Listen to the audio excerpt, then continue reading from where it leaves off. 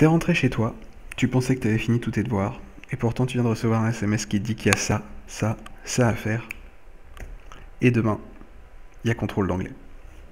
Le contrôle d'anglais, il est sur quoi? Demain, il est sur le prétérit et le present perfect. Du coup, qu'est-ce qu'il faut réviser? D'abord, comment faire la différence entre les deux. Ensuite, quand est-ce qu'on met l'un, quand est-ce qu'on met l'autre.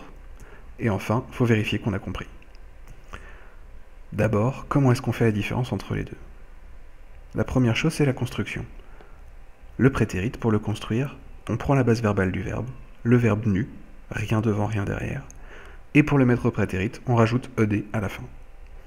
Pour le present perfect, on utilise l'auxiliaire have, jamais un autre auxiliaire, toujours l'auxiliaire have, et le participe passé du verbe. Du coup, le prétérit c'est un temps simple, j'ai qu'un seul mot, alors que le present perfect c'est un temps composé, il y a deux mots, c'est la meilleure façon de faire la différence entre les deux. Faut pas se planter non plus pour les verbes irréguliers. Pour le prétérit, il faut regarder dans la deuxième colonne, alors que pour trouver le participe passé dont on a besoin au present perfect, il faut regarder la troisième colonne. Le plus important, c'est quand est-ce qu'on met l'un, quand est-ce qu'on met l'autre. Et pour comprendre, il faut observer un axe temporel. Un axe temporel, c'est quoi? C'est ça.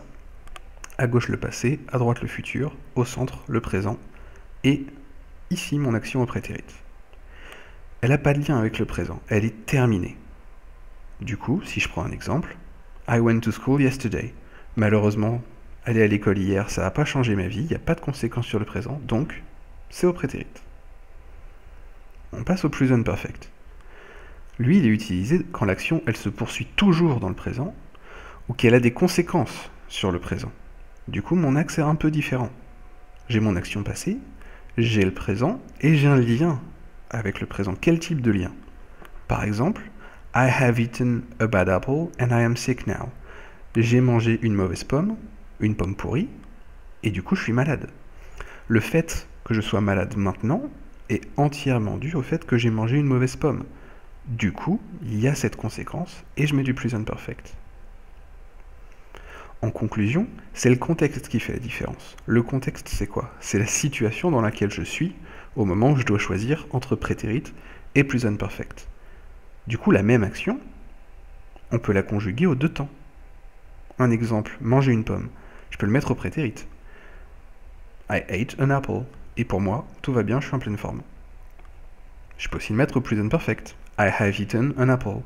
Par contre, ça veut dire que je suis malade, que j'ai plus faim, mais qu'il y a une conséquence entre mon action passée et ma situation maintenant. Donc comme je viens de le dire, la même action elle peut se mettre aux deux temps. C'est à moi de choisir en fonction de la situation qu'on me donne au moment de mon évaluation.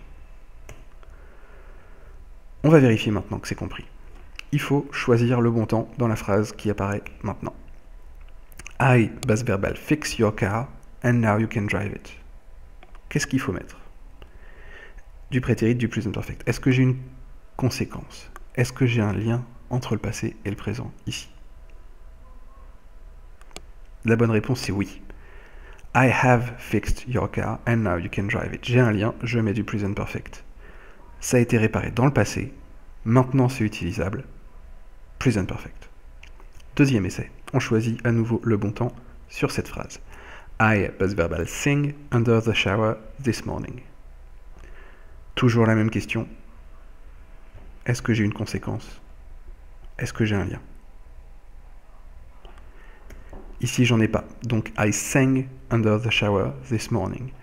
Sing, sang, sung, verbe irrégulier, chanter. J'ai chanté ce matin sous la douche. Et alors? Ça change absolument rien au présent. Du coup, je garde le prétérit. Et si j'ai compris ça, j'ai tout compris.